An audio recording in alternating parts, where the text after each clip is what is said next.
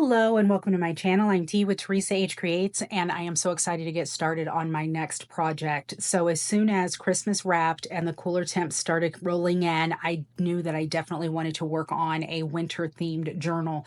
So I purchased Stamperia's, I think it's called Dewdrop.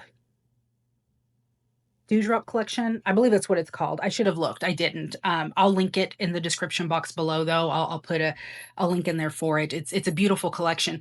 But simultaneously, I was also organizing my studio space and realized I have a ton of digitals. And so I thought, I'm going to incorporate more of what I have already existing, and I'm going to pull out some of these digitals and use those for it. So I went through all my digitals, and unfortunately, I didn't have a winter collection in the digitals, nothing winter themed at all.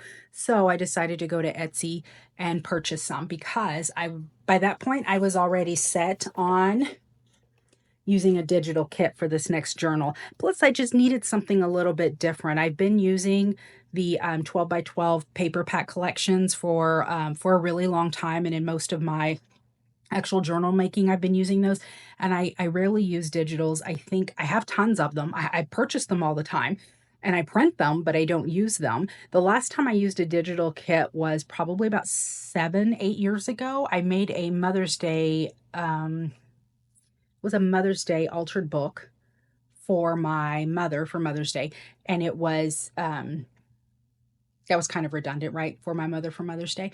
But I made it for her, and I ended up using digitals in that one because at the time it was botanical themed and I didn't have anything in my stash that quite worked. And so I remember printing those digitals for that. So that's the last time I've used it. So it's been a while. But I was set on using digitals. So I went to Etsy. I went ahead and searched, I believe it was winter themed junk journal digitals is what I searched. And then I found a couple of collections that I really liked, and I thought that they would work well together. These are both pretty large collections. This first one is Cozy Winter Junk Journal by VeriePear. They're both pretty large. I do think that they'll work together. These are the actual pages of the signatures themselves. It's very warm, lots of wilderness, lots of snow, very frosty, but it also glows. A lot of these pictures that have lights or candles absolutely glow. It's just very pretty, very, very pretty. Look at that, just glowing. So I already broke some of my decisions for this year when I decided to use things from my stash, but then purchased digitals. That's fine. I look at it as supporting a small business, so it was okay. And then here are some of the background pages. And some of them are just, landscape. And then some of them I was, well, they're all kind of landscape here, but some of them are half page and then some of them are full page landscape. Really pretty. And this one I did print portrait. I'm not sure why I didn't print a landscape. I think maybe it was because I wanted to use the center scene and not necessarily the actual book frame on that. I think that was the thought behind that. And then I don't know why these in particular, no matter which way I flipped them, this was the size and that was it. So it wasn't like a full page, but that's fine. They're just backgrounds. So those are the background pages. And then of course it came with some ephemera. So here are some envelopes and tags, all these little fussy cuts. Here's pockets. Here are more pockets and a few tags. There's an envelope. Here's some fussy cuts and some pockets, some tags. Some more fussy cuts. I gave the puppy a new toy to kind of keep her distracted, and she's being very noisy, so sorry about the squeaking. She's having a good time though. And then more fussy cuts. Lots of extras that go along with this, and then an envelope and some more pockets and tags. So lots of little extras that go with this one. So it's a very nice collection. And then the second one I got that I thought would go with this is Winter Wonderland Junk Journal Kit by Wild Sunflower. And this collection is even larger. Let me see if I can get all of it. Okay. This one had quite a bit. And these are the actual journal pages here.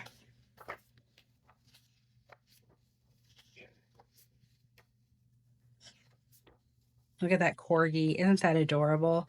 Sleeping bear. So again, a little bit glowing and cozy. Look at this kitty. The colors are all vibrant. They're all kind of the same feel. Let me put that aside. And then this is going to be some of like the lined background pages.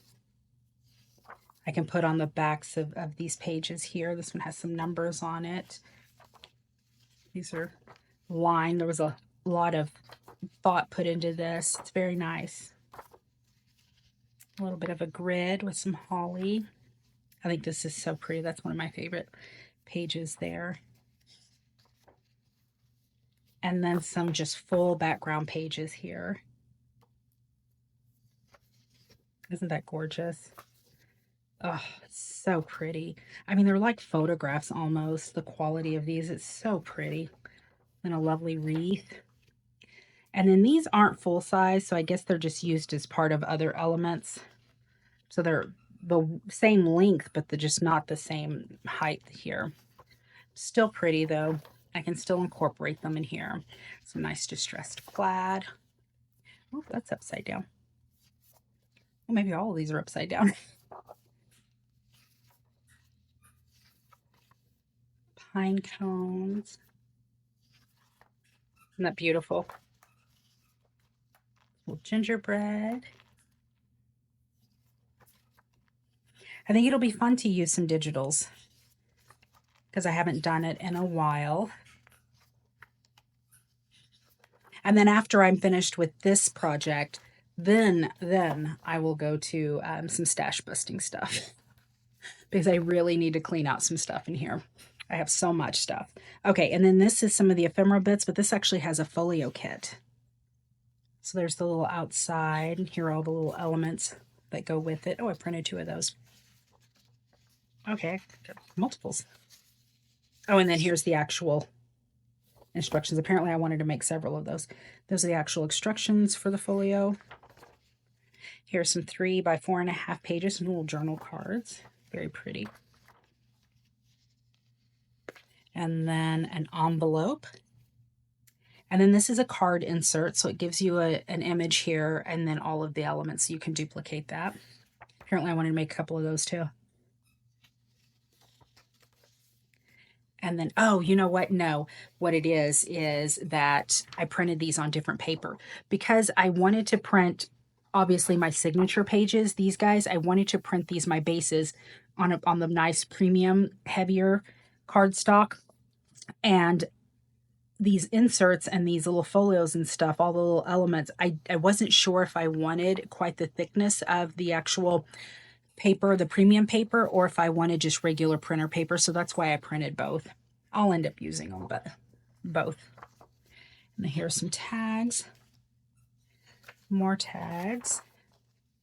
I thought it was sweet that it gave you options for also making this a Christmas journal if you wanted. Here's some fussy cuts. Lots of little fussy cut images. Very pretty. So I'm looking forward to this. This will be nice. I really, really want this journal to be pretty chunky. So let me pull these back together. Some fussy cuts. My background pages. Background images. Okay. And then let me get my signatures. My little signature pages. I really think these will work well. So right off the bat, what I can tell about these is that obviously this one printed larger than this one, which is fine. I will end up kind of mixing the 2 of them, and so then I'll have varying sizes, so it's not going to matter. It would matter, I think, if I was going to do like one signature with this and one signature with this, and then it was obviously like a short signature and then a longer signature, but because I'm going to incorporate them and kind of mingle them, I think it's going to be fine. Now, I thought about tearing these with my ruler, but it's so close to the edge that I think that I am going to trim. I'm just going to cut these larger ones since I was able to print these. I wasn't able to print all the way to the edge, like the full sheet. It wouldn't allow me to do that, but I was able to increase them to at least get most of the page covered. So that's good. So these I'm going to trim down the edges. This, let's give it a shot. Let me pull my ruler out and see what it'll look like, because then it'll give it a different texture while it's in the book. So not only are they varying sizes, but then I've got varying texture as well.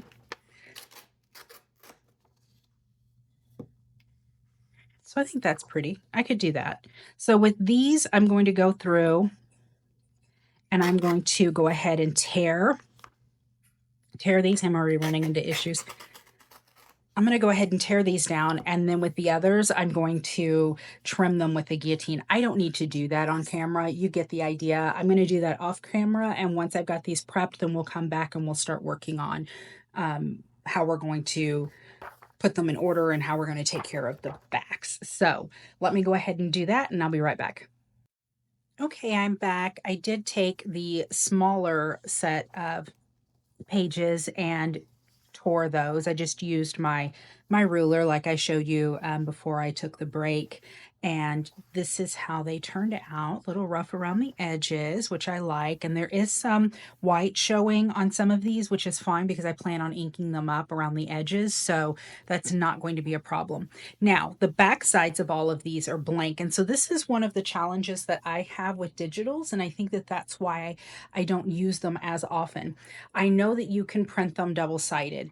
That's perfect. But if you can't, if you don't have that option, which I did not that day, then the day that I went to print all of these, then it makes it a little bit tricky because number one, I don't like white space. And that's a personal preference, but that's something I need to work on this year, that sometimes it is okay to leave white space. So then the challenge is that you have to find a way to cover this space, which is fine because we have all those fussy cuts and those cuttables so we can decorate, we can embellish, whatever. But to me, just the overall theme of this journal, having that white space doesn't work in this. And so I'm going to be inking the edges of these. So I think that it is important that I try something to cover the white space on these. And I'm trying to find one. Let's go ahead and go with this one since it's the one that's least like the others. What I want to do is I know that I can stencil images on it. And that's one way of taking care of it. But another way of filling the white space is by dyeing it. So I did go ahead and prepare a tea concentrate. And here it is. So I just got a measuring cup. I did 12 ounces of water, hot boiling water into this, and I've been letting that steep. So one option is to take your paper and tea dye it ahead of time, or to coffee dye it ahead of time, allow it to dry, and then try running that through your printer and printing on that paper that way. Another option is that you can flip it over and you can tea dye it. You run the risk of your ink smearing or running. I don't know if this is going to smear or run, but we're going to test it out. So I am just taking a foam brush, one of these wide ones, and I am going to brush this with dye. So I'm just dipping it into that tea concentrate, and then I'm running it over this page. So I'm going to set this aside and allow it to dry and see what we get. It does not look like it's going to cause any of my inks to bleed, so that is promising. But I'm going to set it aside and then we'll move on to some of the other signatures. While that is drying, I am going to show you what I've been working on the side. So that's an option at least for those, and I'm happy with that if that's going to work out. Okay, then I took the larger images. So these larger ones, they had less border around them, so I didn't want to tear them and risk tearing into the paper because it's such a thin margin. So what I did was is I found backers for them, and so I've been trying to kind of coordinate backs. So this is kind of, I guess, the faux way of double-sided printing. So what I started out doing was using my art glitter glue with the fine point tip, and I was going through and I was gluing them down. But on some of these, and I don't know that it's going to come across in the video or not, you can see the lines of the glue.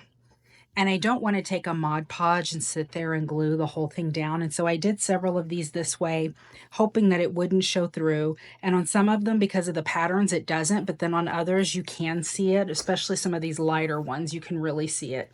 So I think I did three that way, maybe 4. Yep, see, you can see that in there. I don't know. You might be able to see the lines where I just kind of squiggled the glue out. So this is why I do this, so that I can make these mistakes and then you don't have to. So if that's not going to bother you because we're going to be building these up and embellishing these, then use the glue. If you would like to use your Mod Podge to glue those down or to glue those together, by all means, use your Mod Podge. I went ahead and pulled out my glue stick.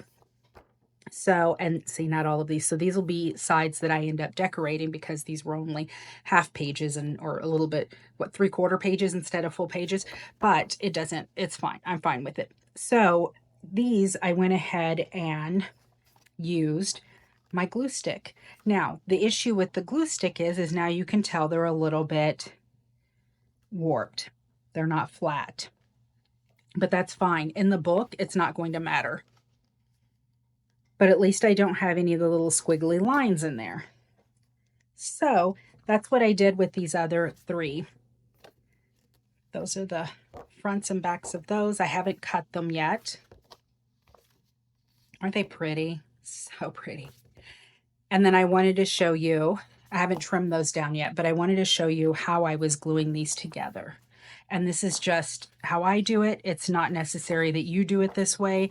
This is just the way that I find the easiest. So whether or not you're using a liquid glue like a Mod Podge or something to put it down, or you choose to use a glue stick, I'm using this Yoo-hoo stick. Let me go ahead and get it prepped. So that is up. Now I'm going to line these up. I didn't cut them down, either of them, so that they're the same size. And I'm going to hold it firmly here. And then I'm going to separate. Now I'm going to use the glue. And because I'm holding down on this end, I'm going to run it in the opposite direction because it's pulling, and that way I get a nice firm grasp. Now, if you decide to do it this way, it can cause the papers to shift like this, and then they're no longer lined up. And it's important to keep them lined up because now you're going to lay it down and flatten it out. And then this keeps you from getting, wonky gluing where they're kind of not lined up and they're a little bit all over the place. Let me get this side. And now right in here, I am going to go straight down, but I can now because this side is glued, so it's nice and firm. All right. You know what I realized in all of my cleaning and organizing? I have misplaced my little scraper tool that I use for this whole process. So I'm using my bone folder to kind of work those out. And let's do one more together. So this is the pretty image. And then here is the back side here. I think that is pretty as well. So I've lined them up, holding firmly. On this side, on the printed side, I'm going to go ahead and run my glue stick from the center outwards. I'm going to let it gently kind of fall so it's lightly laying on top, and then I'm going to go in with my bone folder and I'm going to press it down so that it has a nice grasp and it adheres firmly. All right. Turn it over and let me get this side. So again, start from the center and work out. You want to make sure if you get any, and it happens with glue sticks all the time, if you get any of those globs of glue stick, you want to make sure that you get them out of there because it will cause, you know, lumps in the paper. I learned that the hard way as well. So you want to make sure it's nice and smooth before you flatten it out here. There we go. It's as easy as that. All right, I'm going to set those aside and allow those to dry as well. And we're still a little damp. The one thing about this painted method that I like, using that foam brush to paint on the tea stain, is that it dries fairly quickly because it's a nice thin application. And then this is how it's looking. So it looks like it's going to dry, just fine. So I think that I'm going to go ahead and do the same process with the rest of them. I'm back, and the rest of these pages that I've tea dyed have dried. So the one thing about doing the tea dye on these is that they will curl. So what I typically do is place them under a large book for a while, and I'm using just this, what is this? World Book Dictionary. Ooh. And what is it? L through Z, so it's quite large. So I'm going to place these under that book to hopefully flatten them out a little bit. These were previously under that book, and they're much better. Much better. I don't mind a little bit of curve. I just didn't want like major warping or anything. Let me get rid of this.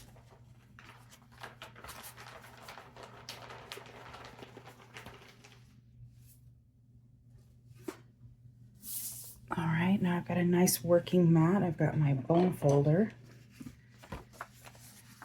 And I'm going to start folding these up. Actually, before I fold them up, let's go ahead and just build out our pages so far. So they're going to be a mix. This is how the size difference now on these. So these are substantially larger than those, I would say by like what, maybe ½ an inch all the way around, maybe a little bit less. Definitely more than a quarter, a little more than a quarter, probably a little less than half. But anyhow, let's see. I kind of want to get some that will coordinate together as I mix them through.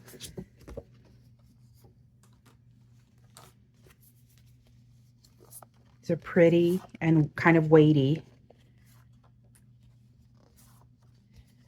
All right, there's some definite like...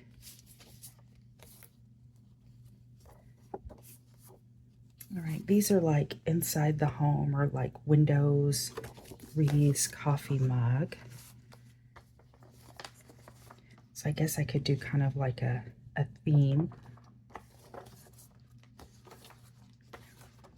This is more like town. It'd be like an outside garden, so it's more homey. It would be like coming up the lane. It's a bench. I know it's kind of out in the wilderness, but still. These are old cabins.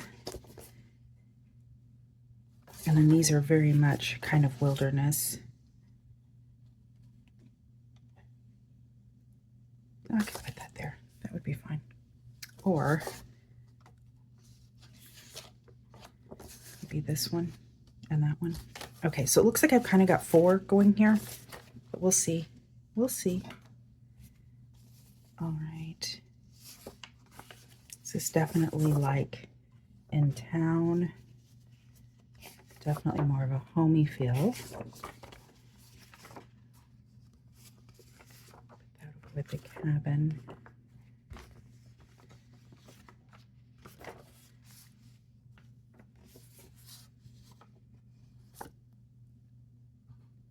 I don't know. Let me pull my others that I had here. Cabin.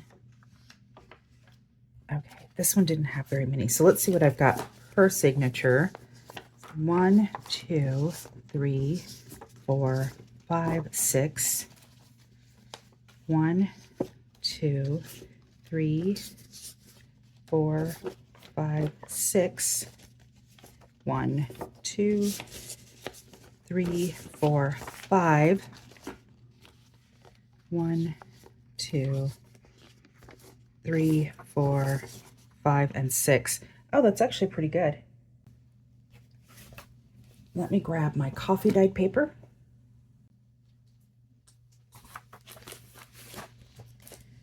All right, so I've got a selection of dyed papers. These are some tea dyed papers I did a while back.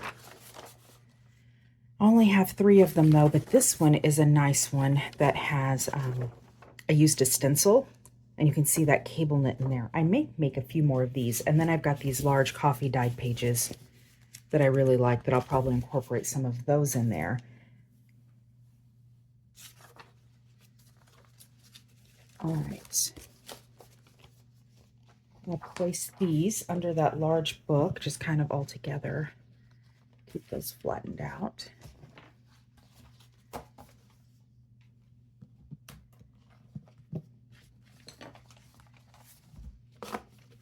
I think I'm going to make these 10 page signatures. All right, so I put away my mat too soon. I have got some blank sheets here. And then this is the stencil that I used. It's called Cable Knit by Spellbinders.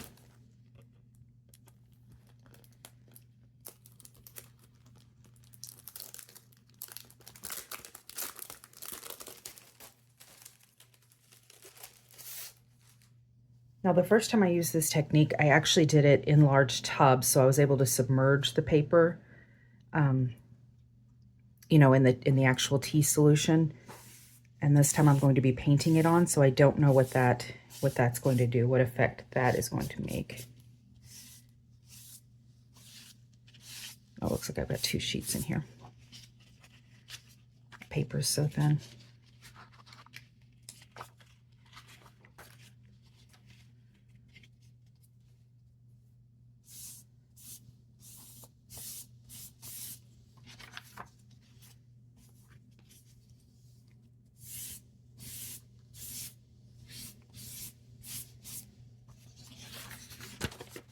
Okay, I'm going to put a second sheet on here.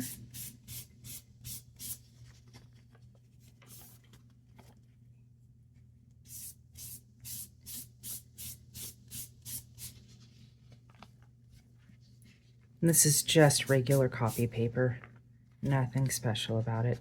It might even be too thin. I used a different paper when I used this tea dye technique. It was just a little bit thicker pound-wise. Still just a basic copy paper, but I think it was a 22 pound, and I don't know that that's quite this. Okay, and again, I was able to kind of submerge the stencil. We're gonna do it like this. I'm just going to go ahead and paint the stencil. Turn that over. Like this side. Everything is nice and saturated at the moment. It's going to take a while for this to dry. Now I'm going to sandwich that stencil between 2 more pages. And honestly, I don't think I'm going to flip this over and get the other side. I think that it will pick up enough of that tea dye from the stencil, and it should be fine. Same here, it's all nice and saturated as I'm building up these layers, so we're going to try it this way. Like I said, when I did it before, the first time and only time that I've ever done this technique, I used a large, like aluminum pan, like you would roast a turkey in. And so it was, you know, I was able to submerge the papers very quickly. And so I don't know what this technique, how it's going to work. It should work fairly the same way, I would think. All right. I am going to set this aside and allow it to dry. It'll take a little while. Look at how pretty that turned out that first time. And the thing that I've learned about this tea dye is that a lot of times I know it looks like it's going on fairly light, but then you see how it dries, and it dries a little bit darker than you would think initially that it would. Let me pull one of these out. And it just kind of, it takes away that white that very white base that you have, and it gives you a nice background to work in, right? Right. Okay. So let's see. Kind of all over the place at the moment. I'm going to kind of line these up. I know that these aren't exactly even, but yeah, they're there. It's kind of on the edge there. I'm going to use my bone folder to lightly press those down. There we go. I'm going to do this one on the inside.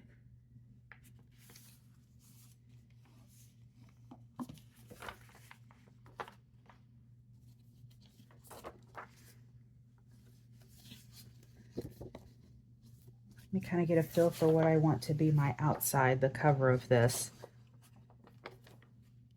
I'm going to use one of these large ones, definitely.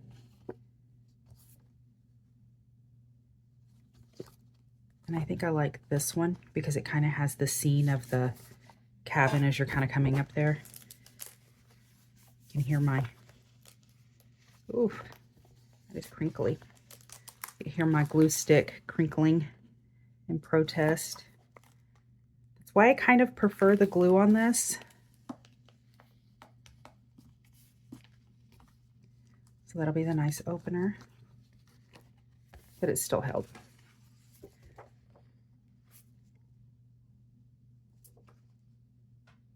Which way, which way, which way?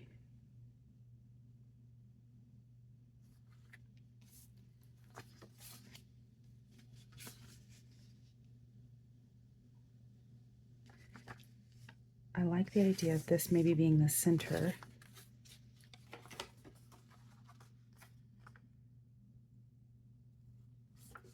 So I did something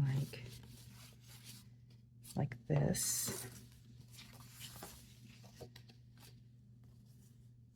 Okay. The thing about this is that as I fold these, all those cabin scenes are going to be on the other side. I don't know that I want that. You see? So as you're coming in, there's the cabin there, but then you're going to see just, you know, wilderness, and then all the cabin scenes are going to be on this back side.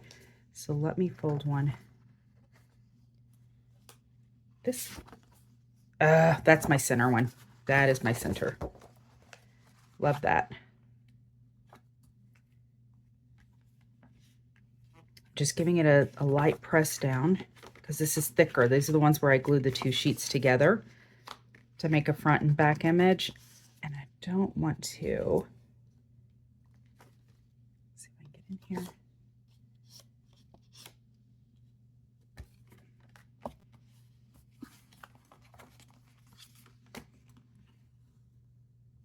I don't want to crack the paper or anything. Looks like it might not have been glued right there exactly.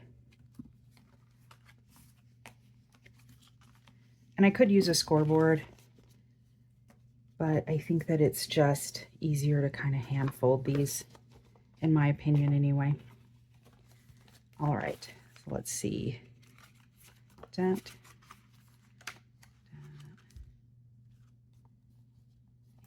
There definitely needs to be one in here. We'll have the little bear.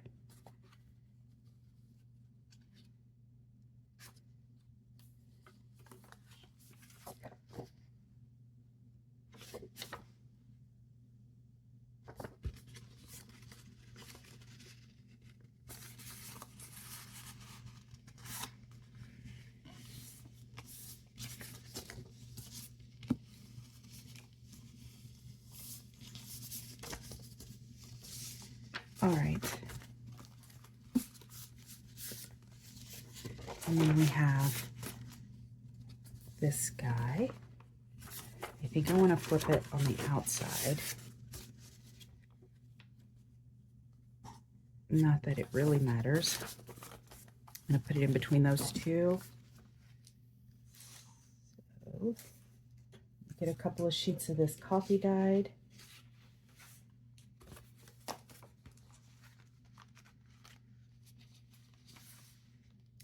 I will end up having to trim these down. I think I'm going to have to trim a couple of these down.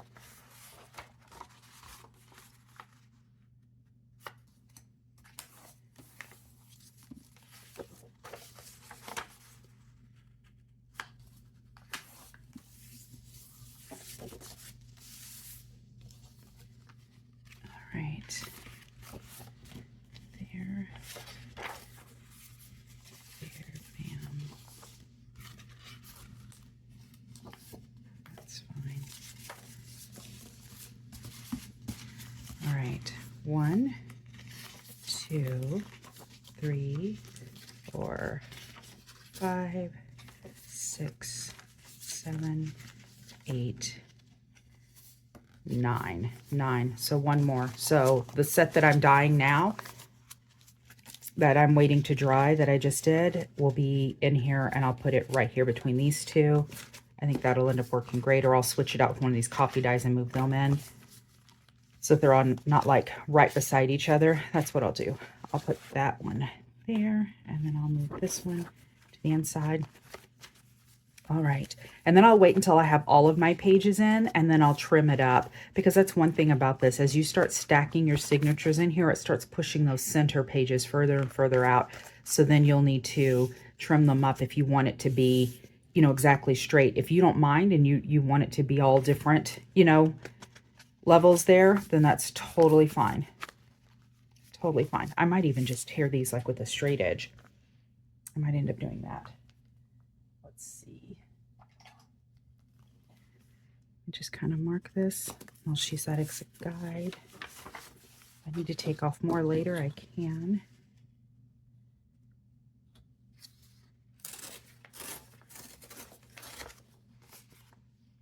Here we go.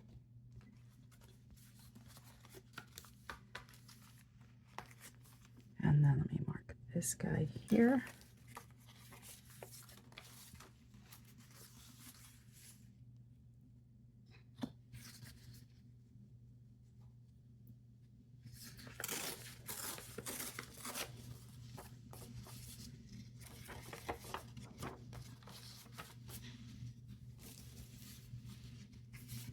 Okay. See better. So it looks like just that center one that I might end up having to trim a little bit, which I think is fine. I'm not going to ruin anything by taking off a little bit of the edges, I think. So I think it would look better, you know, trimmed up. And at that point, I'll just use my, once I decide for sure, I would use my straight edge and line it up, and then I would trim it, you know, with a with an X-Acto, with a straight blade. Or I could take it to my guillotine cutter. I have a large one. So it's heavy duty, so I would be able to cut through all of those at once with that. So that is it for signatures. We already put our others together. I'm going to work on folding those. I don't think you need to watch me fold those. And then we'll have 4 signatures. We're going to do 10 pages in each signature, so this is going to end up being chunky. So I'm going to do that, you know, in the meantime. And then when we come back, part 2, we'll be working on all those fussy cuts and those pockets and things, and start working them into our signatures, and start filling up these pages, start decorating them and whatnot, and getting that going. And so we'll save the cover, I think, for later, for last. That'll work. All right, so if you have any questions, please let me know down in the comments. I'm trying to make this pretty beginner friendly. It shouldn't be too frightening. But if you have lots of digitals, or you've been interested in working in digitals, and I think that this might be the tutorial for you, because like I said, if you're not able to double side print, or you're a little bit intimidated about how to use them, you know, then this will be the one for you. And I don't have a ton of experience, so I'm not like the end all be all when it comes to working with digitals in a journal, but we're learning as we go. We're doing this together. We're learning as we go. And I think that it's going to turn out really pretty. So until next time, bye.